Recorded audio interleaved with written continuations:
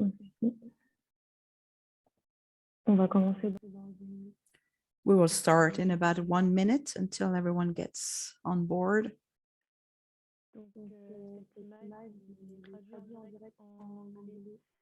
This eMag has a live translation. If you need interpretation, you can click on the globe at the bottom of the screen to choose.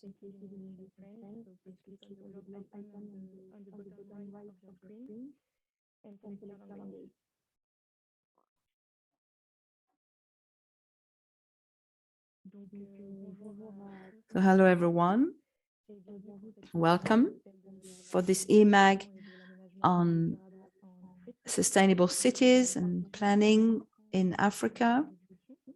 I will share my screen for the introduction.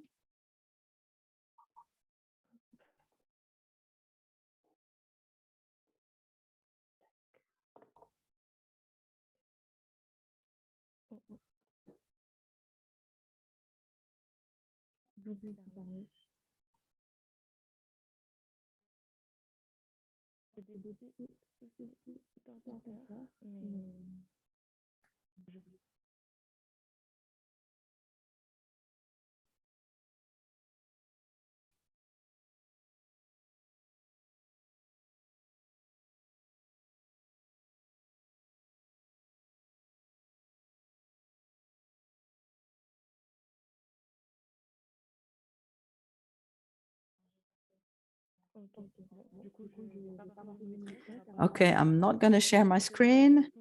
Apparently, we have a bug here. So hello, everyone. Welcome to all. This eMag on sustainable cities in connection with the Coalition of Climate Change for Developing Sustainable Cities, the roadmap, which has been developed last year by this particular coalition, started from the fact that in African cities with demographic growth, with urban development, the human impact on climate changes and the vulnerability of the cities have increased. Therefore, we need to develop cities that would be sustainable, circular, and resilient. The third sector of the IPCC report, the last report, which was published on Monday, reminded us that Africa is a region with the highest growth, demographic growth and growth in cities. It also shows that the cities, in order to reach the zero carbon or zero emission target, need to have a strong determination, and it's very urgent, therefore, to include adaptation and mitigation to cities in order to face climate change in line of or in view of the extreme weather hazards. The benefits of transforming cities will go way beyond urban areas. The IPCC was explaining that in order to have this change, this transformation, all levels of authorities, governance have to be involved, non-state actors, governance actors, all of these need to be involved for carrying out changes. Our eMag today is part of the preparation of the Global Urban Forum, which will take place in June. And then we will also discuss on the various issues and best practices around the topic of sustainable cities in Africa. We can move on to the next slide.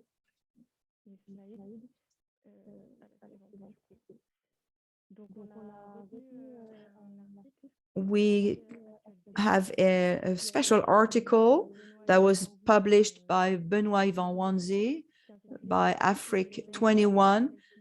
Africa mayors launched the Healthy Cities for the well-being of urban populations with the support of the UN for housing and Dubai. We want to launch a new platform for city governance in the area of health and well-being and to promote the various means for sustainable cities. This is something that we will be doing in the coming months. We don't have more information about this at the moment, but health and well-being, of course, are key issues for sustainable cities development. We also want to mention regarding this article that in our next eMag, there will be a journalist with us from Africa 21 who will give us a press review on this particular topic. This will be our next eMag on building and construction. So today, for the agenda, we will have Adeline Fauré in charge of Europe and International at the FNAU, which is the National Federation for Urban Planning Agencies, and we'll be talking about sustainable cities. Then we will take it a bit deeper regarding African cities with the presentation of a case study that was published in the last report of the Observatory of Climate Change with Nelson de Lamare. He's in charge, Director of Climate Change, Energy and Resilience at ICLEI Africa. There will be also a time of questions and answers, so please do not hesitate to send us your questions throughout this eMag via the chat box, and we will answer and come back to you. Wishing you all a very successful eMag session, and I will now give the floor to Adeline.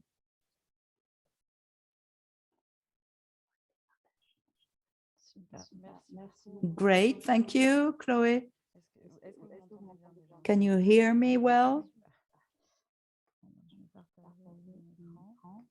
So I will share my screen.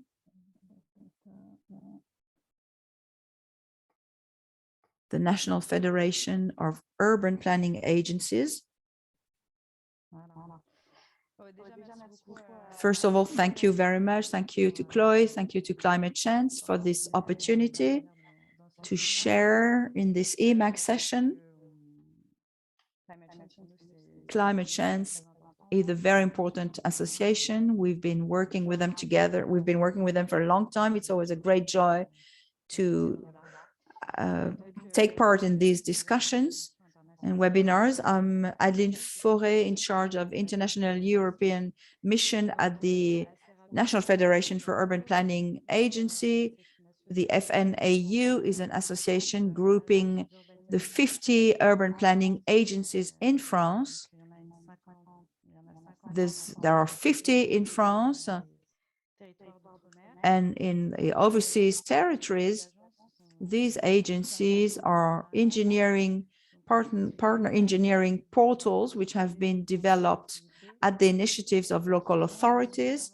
Their mission is to support the definition and the implementation of public policies with local authorities, local governments, to support local projects that would be consistent and balanced.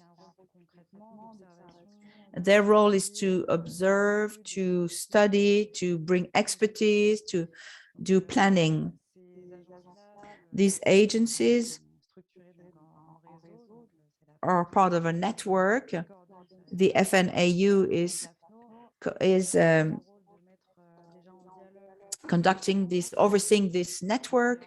We're here to put people in connection with one another. We gather agencies around topics or particular issues or during special events. Our mission is also to really push forward some topics, some priorities, which are pivotal for the development of territories, and to also make the agency's voice heard within national and international setups. The FNAU also plays a role on the international scene, and this is the case, has been the case, especially in the last few years. Urban issues are becoming more and more important with regards to the growth of cities. We are here to help bring some answers in a coordinated manner to meet future challenges and to also upgrade the expertise of agencies to serve sustainable development. More practically speaking, we are supporting urban planning developments at the request of local governments. We are helping, for example, and supporting an agency in the north of Lebanon, including the city of Tripoli. We are also helping develop other agencies in partnership with French agencies. There is also another axis, which is to upgrade and viralize actions and international cooperations between agencies.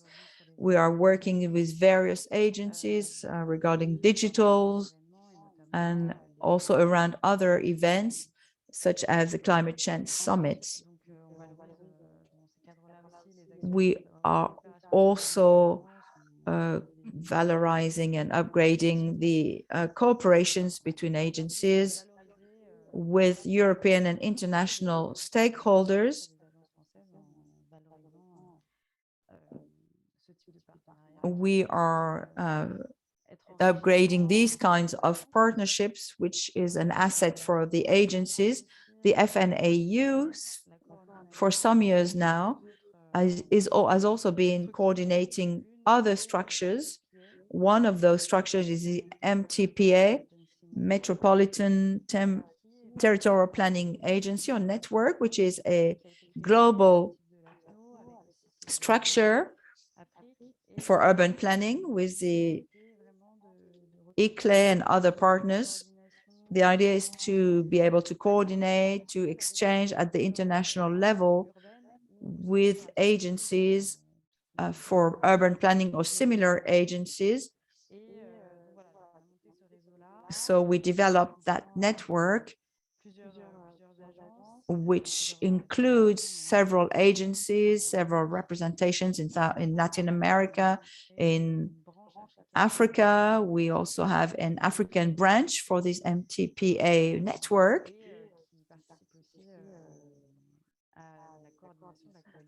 which is also a member of the Coalition for Sustainable Cities and Climate Change. And since 2018, the FNAU is also in charge of the technical secretariat for the PEVT, which I will talk about some more. The MTPA, we have covered that already quite a bit. And the PEVT does not have a legal entity. It's actually a platform for exchanging, discussing between French actors, whether an international or national perspective.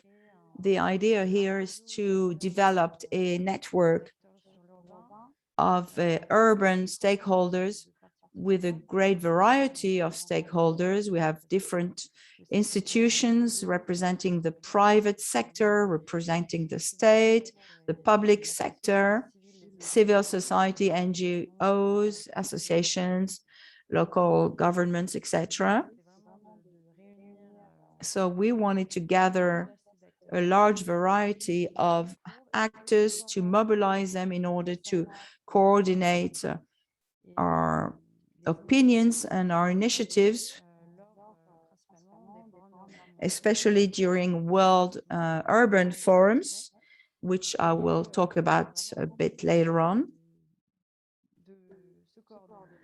So the main purpose here is to coordinate. We have focus groups per topics. For the next World Forum, we have about 10 focus groups with a list of recommendations and valorization through expertise. And these will be the keynote messages during the next World Forum in Cap Verde. We are also coordinating the French delegation that will go there. The global urban forums of the UN are forums which are organized every 2 years. This is the main gathering of urban players in the world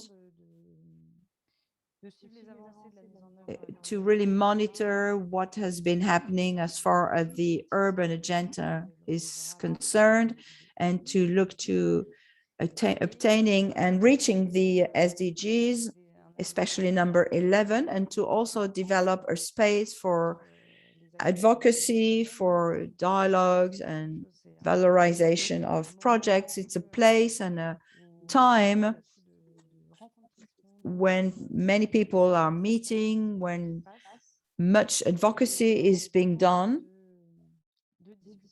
and also a moment, a privileged time to be able to talk and to valorize certain initiatives, to push forward some priorities regarding today's and tomorrow's challenges. The next World Forum will take place in Katowice in Poland from June 26th to 23rd of this year, with the topic of transforming cities for better urban futures. Of course, we all know what is going on at the moment and the geopolitical situation in that region, in Poland, in Ukraine at the moment. So it would be a wonderful thing that they have decided to maintain the event despite the circumstances, in order to be able to communicate some key messages regarding reconstruction, hospitality, how to welcome refugees, and so on and so forth. It will be also the opportunity to show that cooperation and solidarity are important between regions. There is a strong mobilization from the French representatives to take this message forward. There's a lot at stake in order to upgrade also our collaboration with Africa. We are working with them and we are exchanging a lot with Africa, especially between African and French actors. We have many connections and much to say on all of these issues in connection with Africa.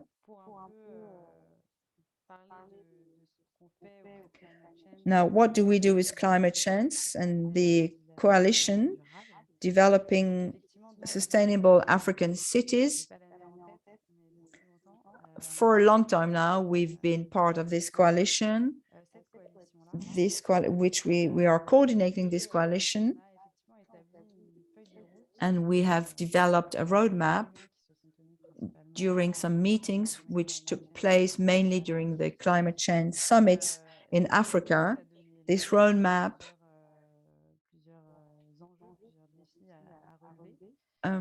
gave way to several actions and to several challenges.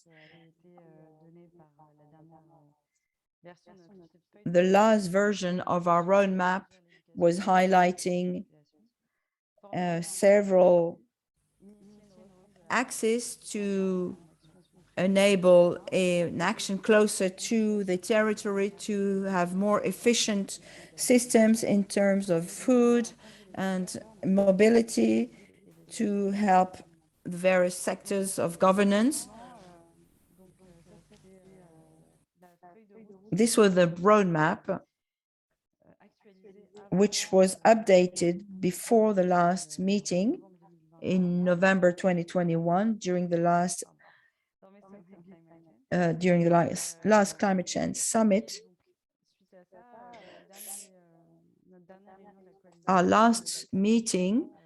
During our last meeting, we focused on the issues of planification of resilience for African cities, planning for the resilience of African cities, with a goal to gather all the members of the coalition and highlighting what needs to be done in order to strengthen coordination, to talk about mitigation and adaptation, and to bring some levers in order to help the resilience of these African cities to climate change and their consequences. Also urban planning, which is a huge challenge.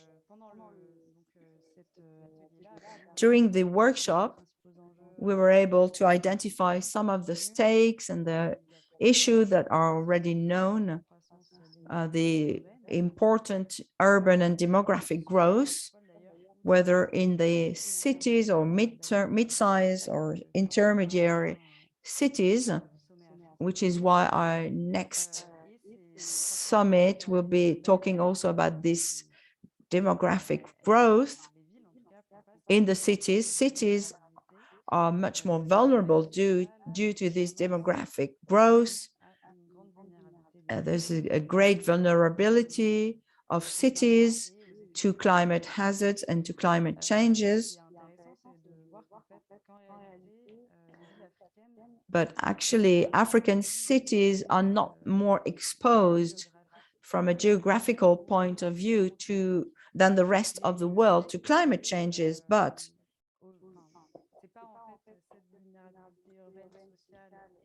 the urban vulnerability,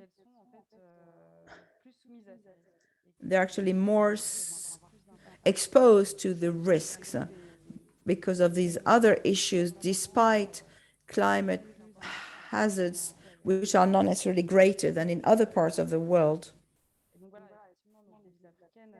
Indeed, African cities are facing these issues. They're often facing a growth and development in risky areas, in risky zones, subject to flooding, for example. There is an urban development that is not planned, therefore that is detrimental to the soils and the environmental conditions of these territories. There is a lack of political will and a lack of structured governance, and therefore a lack of governance and capacity for local governments, whether they be financial or human, and also a legitimacy to act. Therefore, the recommendations that were made during this workshop were as follows: to first of all develop a framework for governance and planning that would be systemic and operational, that would be adapted to the context in order to plan resilience and adaptation to climate change.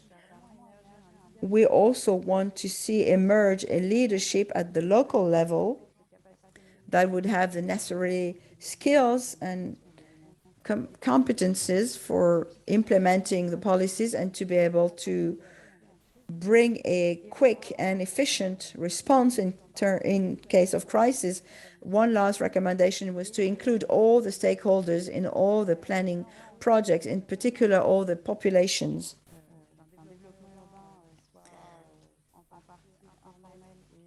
For an urban planning that would be both informal with the help of the inhabitants and to include them in these projects, planning project. That's it for me on this point. Thank you for your attention. Thank you, Adeline. We will now move on to our next speaker, Nelson de Lamare, who is going to give us a case study, and he will also present a study case from the city of Bobo-Dioulasso. But first of all, someone may like to comment on what Adeline has just been sharing, and also regarding the Global Planning Forum.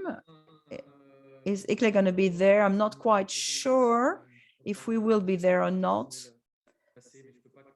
I cannot confirm this for now. I'm pretty sure there will be someone from the team. I don't know if it will be the ICLEI Africa. Maybe it could be our colleagues from Europe.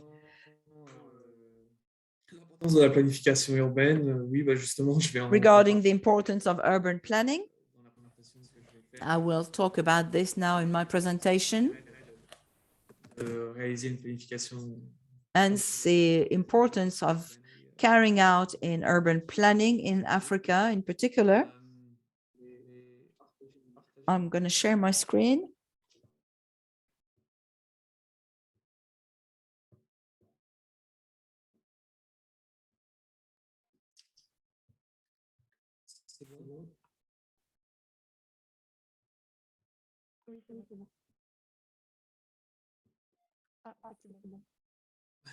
Désolé. Vous avez bien, c'était bien la présentation. Oui. Là c'est parfait. Ok. First of all, thank you for inviting me and giving me this opportunity to share. Nelson de Lamare, a project director for ICLEI Africa, which is the secretariat in charge of the African continent of a global organization called ICLEI. The headquarters are in Bonn, in Germany, but there are 25 offices throughout the world. ICLEI Africa is hosting the Convention of Mayors, the COM-SSA for Sub-Saharan Africa, which is the purpose now of our presentation. And in particular, I'm going to present to you the Convention of Mayors for Sub-Saharan Africa, which I'm going to refer to as COM-SSA. COM-SSA.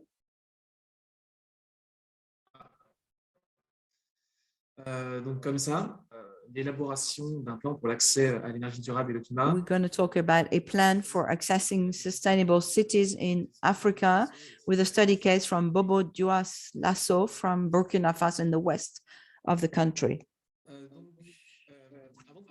Before we start talking about the COM-SSA, I'm going to give you some context which led to this new network of cities,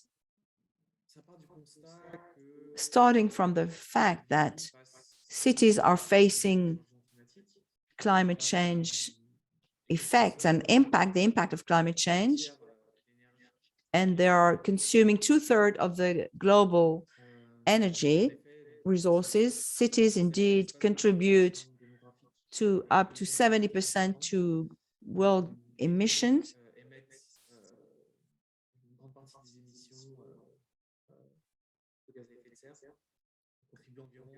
They contribute to about 70% of the global gas emissions. More particularly, when it comes to Africa, the context is that Africa is growing very rapidly, especially in the cities, with an urban population that would double and triple by 2050. Yet, despite this growth of population, Africa actually only contributes by 4% to gas emissions at a global level. And overall, Africa only has access to 3% of the total amount of finances for climate. Another statistics, another important data is that 548 million people in Africa do not have access to electricity, which is more than 2/3 of the population. And because of this, the COM-SSA, the Global Covenant of Mayors for Climate and Energy, which is an international network of cities working for low carbon, low emission.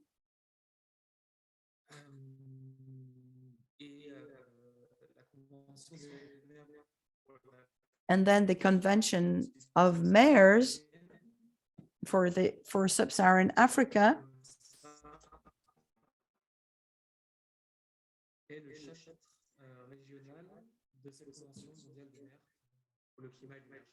is the local chapter, if you like, of the coalition or global for energy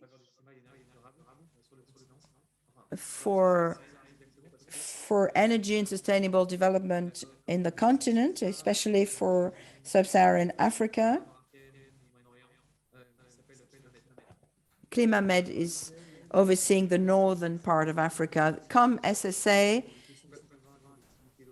groups more than 280 local governments with a network representing approximately 85 million people with many partners, such as organizations which are supporting the implementation of the SSA,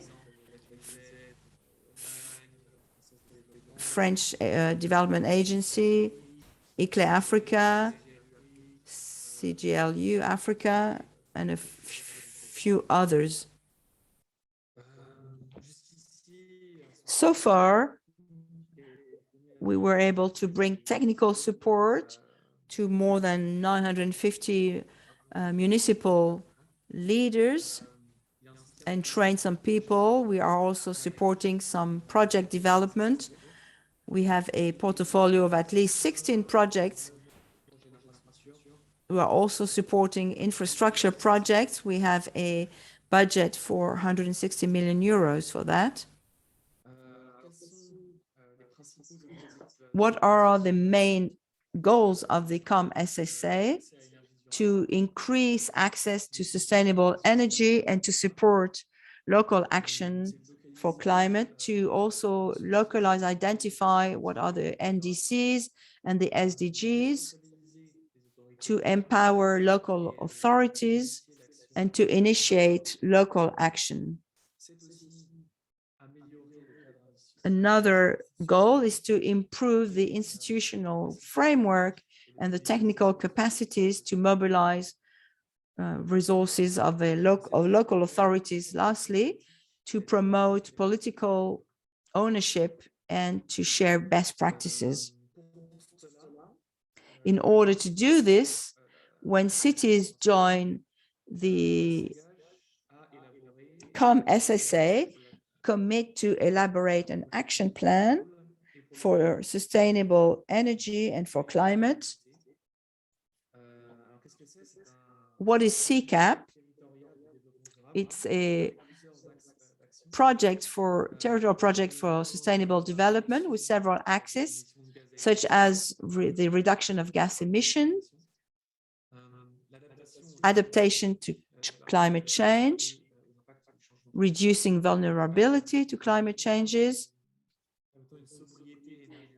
through energy sobriety, also by giving a better access to energy,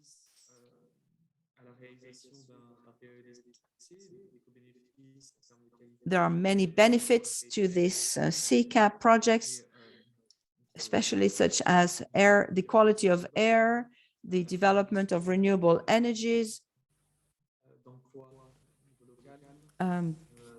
job development at a local level, improving health and well-being, etc. The CCAP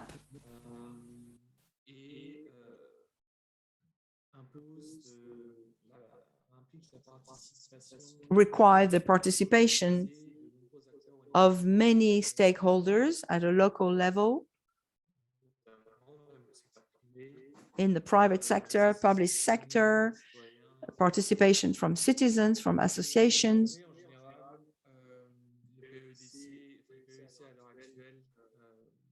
And the length of this partnership, or the duration of this partnership,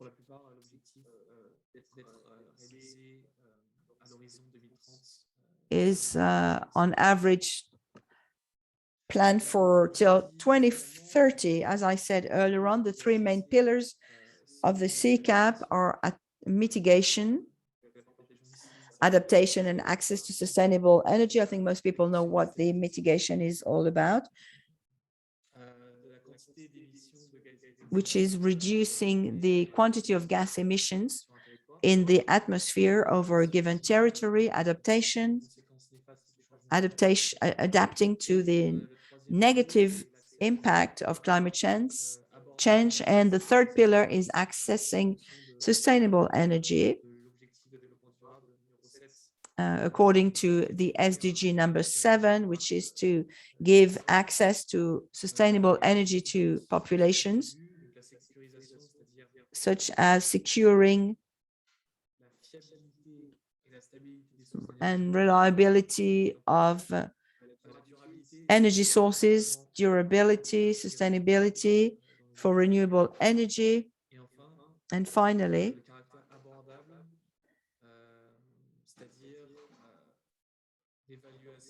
we want this to be reachable for populations to be able to access energy, sustainable energy.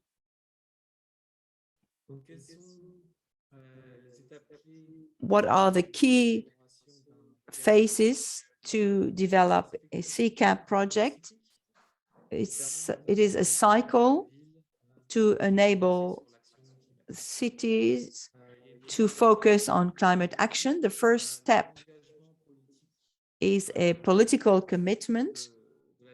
There needs to be a political will to mobilize political stakeholders with the implementation of a team that will elaborate this CCAP, to look for partnership also,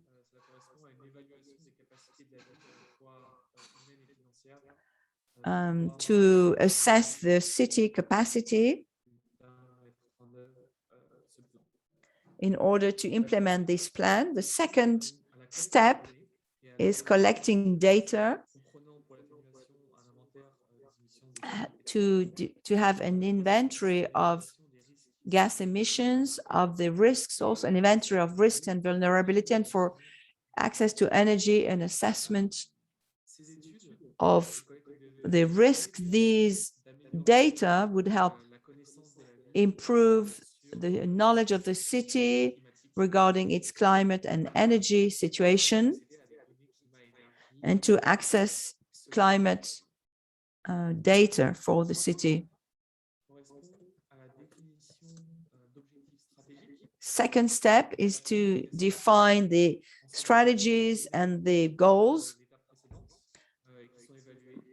following the data that were collected earlier on, in order to define and fix some goals for mitigation, adaptation, and access to energy, sustainable energy. A next phase would be identifying the various actions or future projects, depending on the stakeholders who have been involved in the elaboration and development of the CCAP. And we will identify what would be most beneficial for the city in order to reach the goals and to reduce gas emissions. We want to also improve access to sustainable energy and reduce the vulnerability and the risks of the impact of climate change. At the end of this fourth phase, there is a fifth phase to implement the actual plan, the actions that have been identified and selected during the process. And finally, there will be a reporting following the implementation of the project to enable any adjustment in the future if necessary.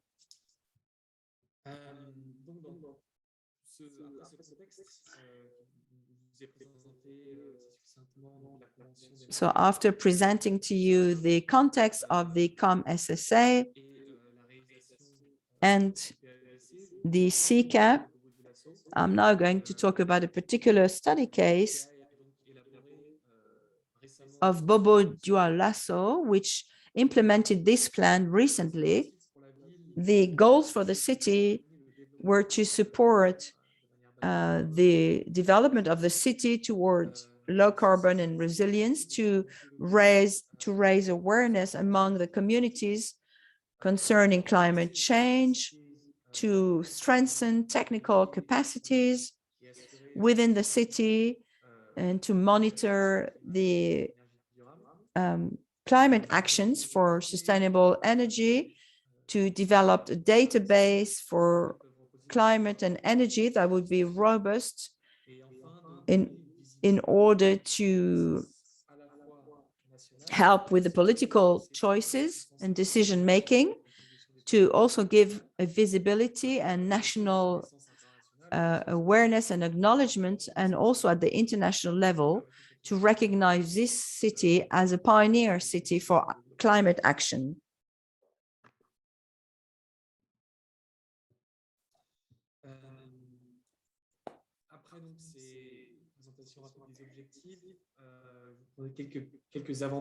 Now, just to show here some benefits for such a plan of such a CCAP for Bobo Dioulasso, which gives a long-term vision for sustainable development for the city. As I said earlier, it also gives an important visibility regarding action, climate action at the international level as well. The CCAP is recognized at the international level. This is a framework document to help with partnership and for funders also to be able to identify some actions which could be financed or supported for the implementation of the project.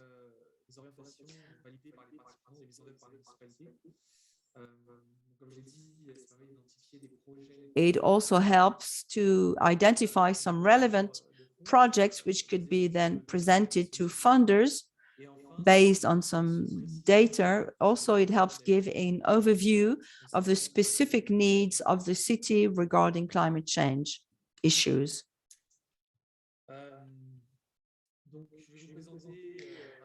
Now, I'm going to quickly present some outcomes, some results that were identified during the process by the CCAP of Bobo Dioulasso. Regarding adaptation, first of all, the results of the data collection regarding the climate condition of the city in the present time and in the future. There were some participative workshops, including stakeholders, the population, private stakeholders of the city, municipality, leaders, national leaders, and so on. We were able to identify some main issues such as extreme heat, high rainfall, sandstorm, drought, fires, and floodings, which all have some negative impact on various sectors. And the main sectors are identified by the city have been the water, energy sector, transport, and the population, generally speaking.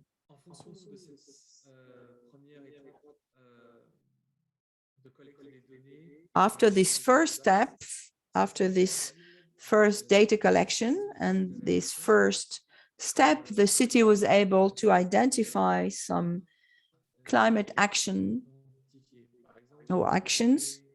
15 were identified, 15 such actions. For example, regarding transport, the goal was to make sure by 2030 that at least 20% of the roads of the city would be protected against flooding. As you can see here on the left of your screen, it's once it rains, it gets flooded very quickly, very easily. Finally, after these goals were identified, 15 adaptation actions were identified. There were many more, of course, but 15 were considered as being more relevant. And these 15 adaptation actions cover the priority sectors.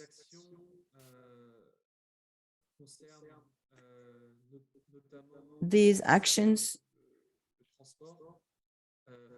relate to transport, infrastructures, to help rehabilitate and refurbish some roads, also to develop and make some drainage and build pavements. Now, regarding mitigation, in the same way, we collected data to draw an inventory of the impact of gas emissions, greenhouse gas emissions, and the methodology used for doing the gas emission collection was the GPC to identify the main sectors and to help make the right decisions. The report showed that stagnant energy was responsible for most of the emissions in the city, representing 42% of gas emissions in the city. Also, the waste sector and the transport sectors were also responsible for the gas emissions.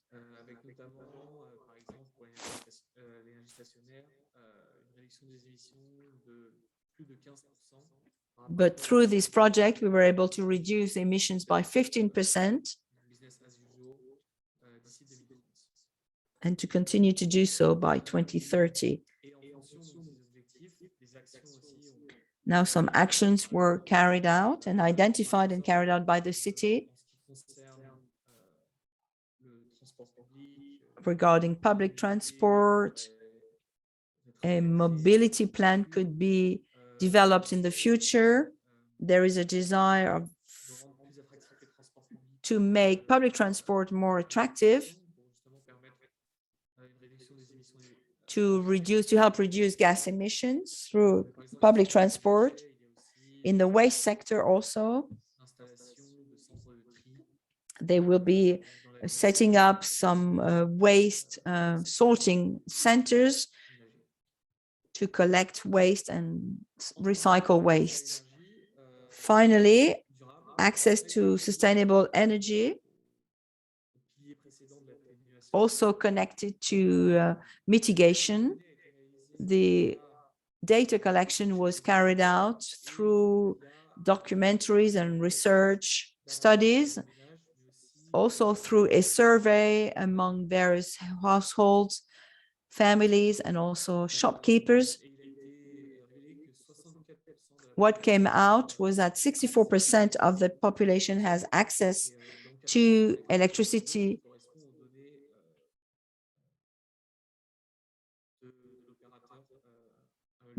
which is more or less the data of the local service provider, electricity service provider.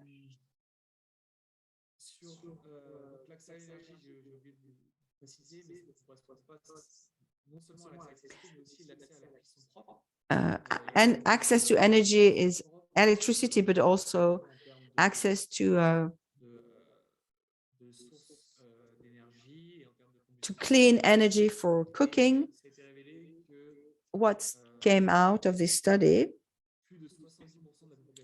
was that more than 70% of the population still uses traditional means, such as biomass for cooking. But we recommend cleaner methods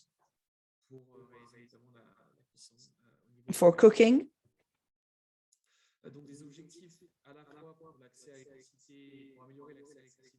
So the goals are for improving access to clean energy, but also for access to power for public facilities, The objective is that by 2030, 84% of households would have access to electricity, and that 100% of the household would have access to clean energy for cooking.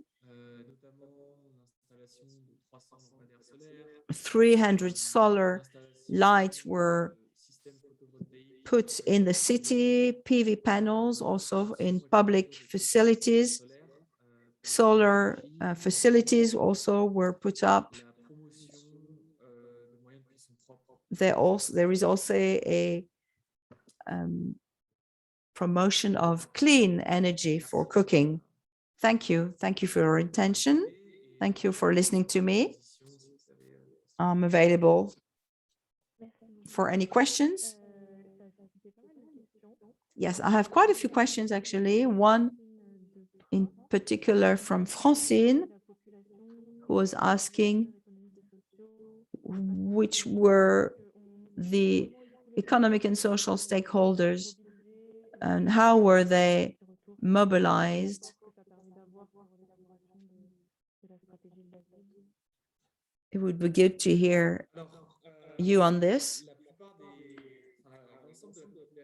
Most of the population of the city was involved and was mobilized through workshops, participative workshops, at several steps within the process during the data collection phase, and especially for the adaptation sector, the population was highly mobilized to help identify the impact of climate change, especially to identify the most vulnerable populations, mainly women, older people, people living in some bad housing, also to assess the city capacities and identify which would be the most vulnerable sectors.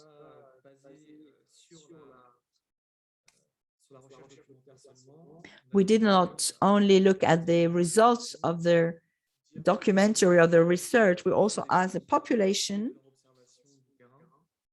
for their opinions, what they thought were the most vulnerable sectors. During the workshops, to establish the goals, it was the representatives of the population who did that. In the same way,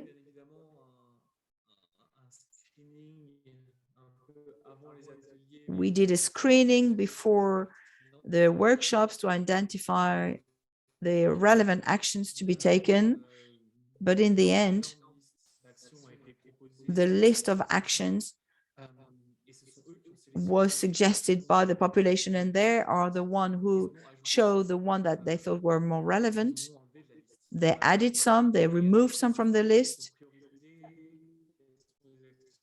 The citizens also established the priorities for implementing the CCAP. Overall, the citizens who were present were representatives of various departments from the city, for example, the director of the environment department, green spaces, the person in charge of transport in the city, etc., the person in charge of waste management. Now, the local actors, such as bus companies, waste collection companies, also representatives of school and education. These people were also present in the discussions, and other relevant actors. Finally, there were some civil society representatives, unions, women representatives, to make sure that there was a gender equality and to make sure that all needs were taken into account, especially women's needs.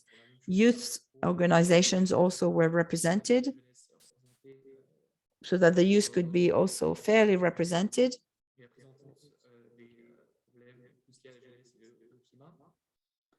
also to make sure that the youth needs were taken into account, national NGOs, development actors, and others who are very active in the city, also people from the private sector, and finally, experts, climate experts were there, such as weather forecasters and geographers, who also brought their expertise, especially during the participatory workshops and the study phases. Thank you very much for this very thorough answer. Maybe you could take one more question before we close this session. I don't know if someone has anything else to add. Yes, can you hear me? I sent a quick message to Nelson. Thank you to Nelson. Thank you to Zoe. I'm from the FAO. I'm working in Rome. At the moment, we are working on a project for different cities in sub-Saharan Africa. We're working on agricultural, urban farming and forests. We want to train young people. We want to train young people around value chains, around cities. We think that cities can play a great role in order to restore territories in sub-Saharan Africa. Voilà. Donc, en particulier, nous voulons travailler. In particular, we want to work with the city of city in Senegal and another one in Niger. And we would like to also involve ICLEI in the process. So we will write to you very soon. Thank you. I have to leave you to go to another meeting, but thank you. It was very interesting. Thanks a lot. Thank you. After this eMag, if you have more questions, please do not hesitate to send us your questions. And if you want to join the coalition, you can do so via email. We have a mailing list which we can add you to. If you want to share also your own information, we will be back on April 28th, also at 3 o'clock Paris time, for another eMag on a building and sustainable construction in partnership with Africa 21. You will get the information in due time. Before we say goodbye, we also want to thank our two speakers for their presentation. Thank you very much, which was very interesting. Thank you. Goodbye. Thanks. Okay. Merci. Au revoir. Merci. Merci beaucoup tout le monde. À bientôt. Merci.